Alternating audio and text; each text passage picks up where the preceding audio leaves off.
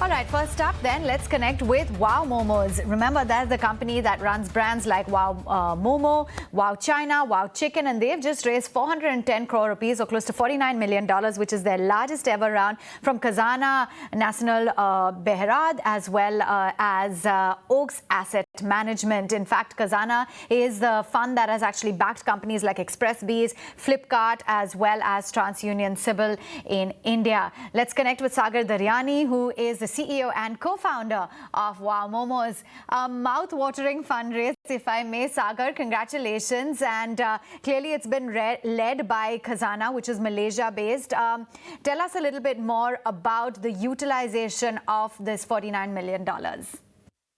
So largely, we've raised around 410 crores. It's a mix of 190 crores of primary infusion, which is largely growth capital. So currently we are at 630 crores. So, we want to get from here to more than 1,000 stores in the next 30 months. And the remaining 220 crores is a secondary. So, very happy and delighted that, we are being able to give a blockbuster exit to our angel investors, a part exit, and also a part exit to our Series A investors.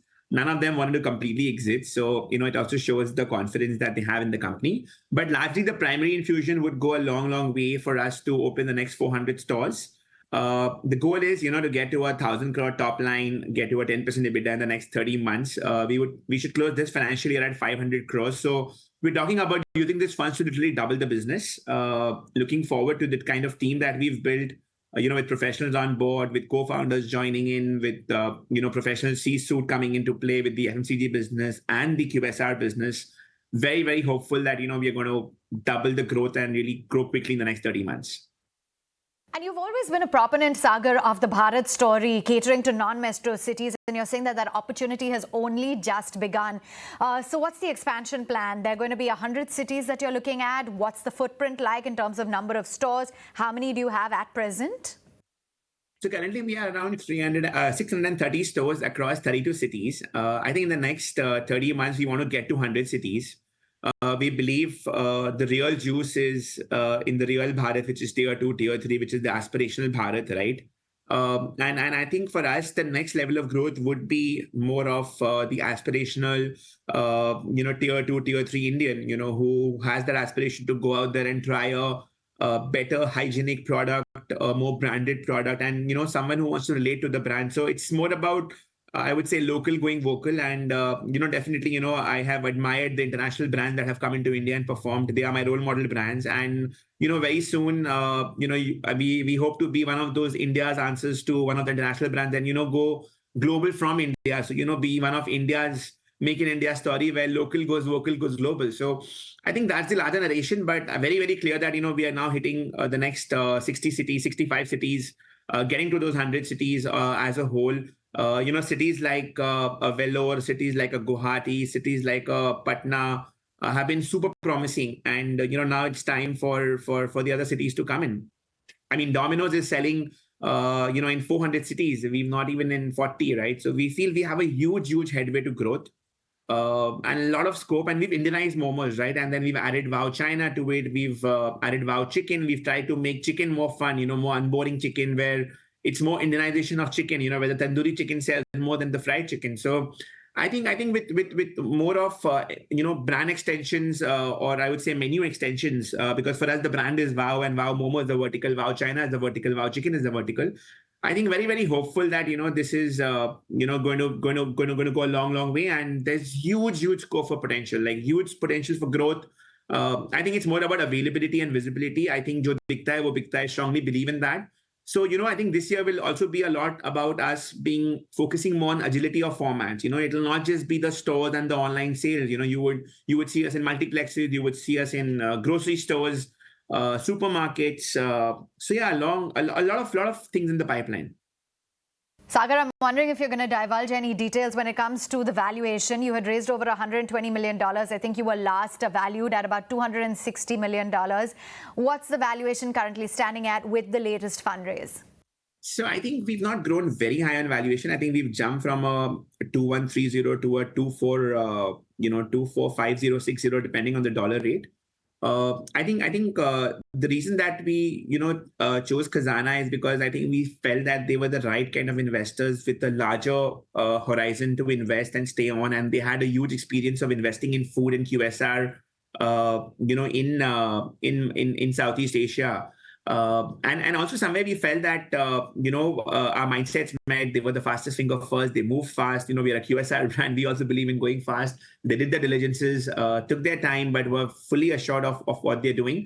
So I think there hasn't been a really very big increment in valuation. But I'm happy we did not have to do a down round, right? We did not have to do it at the same round. So I think last 9 months we met 10 investors. 9 of them wanted to invest in us. They loved us. They wanted to get married to us, but we were very clear that we're not a struggling company, we're not a cash burning company, so there's no way we're going to do a down round, there's no way we're going to do a markdown on valuation, because I think we grew by 90% last year, right? So if the business is performing, even if the sector is slow, we were very clear that we will raise funding with a good like-minded partner in terms which are favorable for both. So there was no rush to raise at any random terms and conditions, and very grateful to Khazanah for backing us, supporting us, believing in the business, and understanding QSR and the food space, which is very, very important.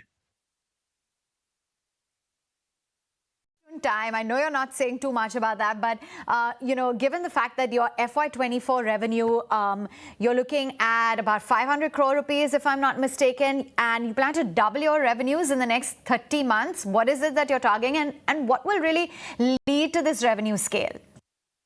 Absolutely. So the goal is, from this 500 crores, we jump to 1,000 crores in 30 months. So we get to a 10% corporate EBITDA.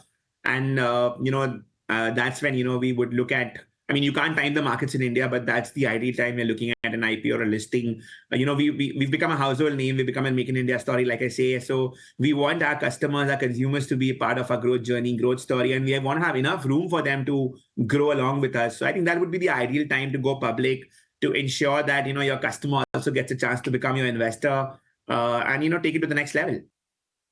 Can you just tell us a little bit more about what is going to drive the next phase of growth for Wow Momos? Because you are looking at entering even Darjeeling, for instance. Is there going to be like a new Momo for that that you will be sampling out over there? What really is going to be the growth parameter? Is it going to be largely expansion?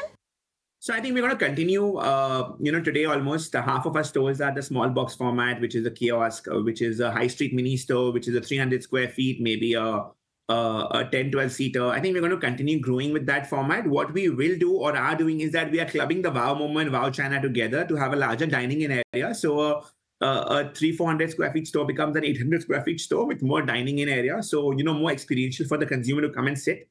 We also launched our new format, 6 months back, which was the Wow Eats format, where we had all 3 brands together under one roof. And that was extra experiential. So we have 2 in Chennai, 2 in Hyderabad, 2 in Calcutta. They are profitable. We've only opened 6 till now. I think we'll open another 4 more, study the P&L for 10 of those large formats, because the size would be as big as a KFC or a McDonald's, right? So we want to ensure that the unit economics for the bigger formats also work out.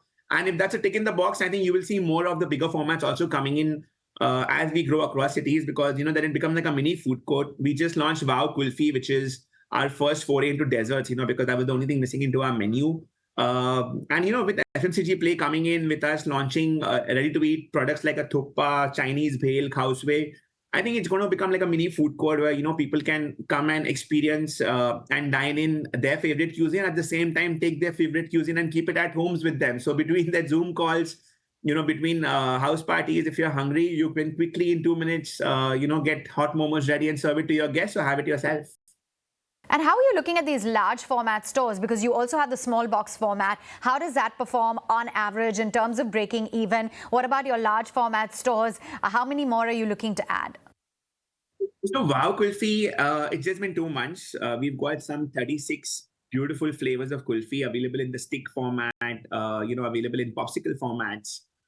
It's early days because, we just did one small store within the Wow Eats in Calcutta. And then now we are planting a Wow Kulfi inside every Wow Momo store where we have space.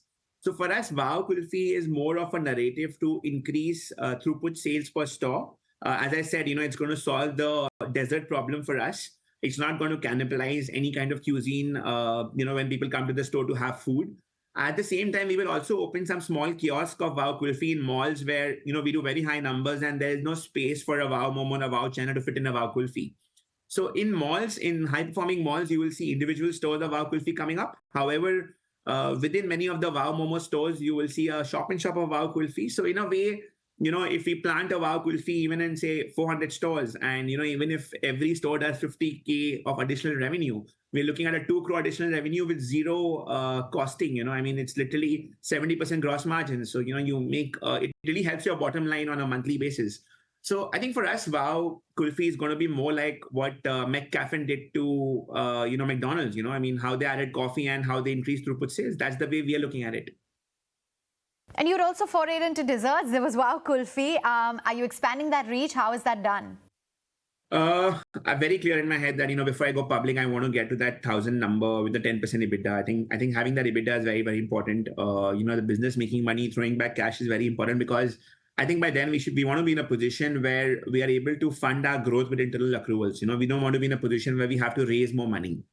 So I think we want to get to a position maybe somewhere there by the time you get to a 1,500 crore number, which should be 5 years from now. But I think getting to that 1,000 crore number, 10% EBITDA, means your business is throwing 100 crores of cash, with which you can partly fund your expansion to a large extent.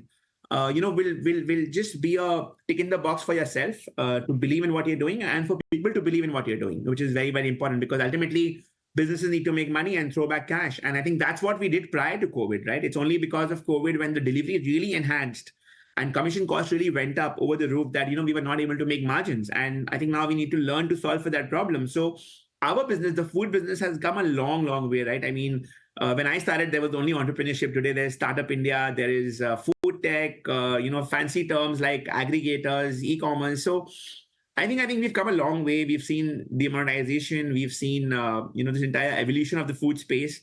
And the good thing is that you need to reinvent yourself. I think the team has been able to do that magnificently well, just like a Wow. And happy to be a part of this journey. Very quick break right here on Startup Central. Don't go anywhere.